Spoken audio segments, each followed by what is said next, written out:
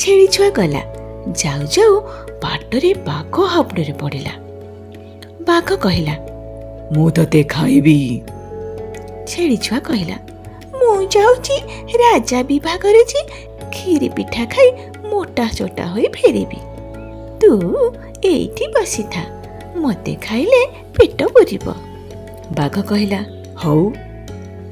ଫେର ଖଣ୍ଡେ ଦୂର ଯାଇଛି, ଭାଲୁ ହାବୁଡ଼ରେ ପଡ଼ିଲା। ଭାଲୁ କହିଲା, ମୁଁ ତତେ ଖାଇବି। ଛେଳି ଛୁଆ ଭାଲୁକୁ ସେମିତି ଭଣ୍ଡେଇଲା। ଭାଲୁ ବାଟରେ ଚାହିଁ ବସିଲା। ଏ ଗଲା। ଫେରେ ବିଲୁଆକୁ ଭେଟିଲା। ବିଲୁଆକୁ ସେମିତି କହିଲା, ଆଉ ଗଲା। ଯାଉ ଯାଉ ଏକ ଦେଉଳ ପଡ଼ିଲା।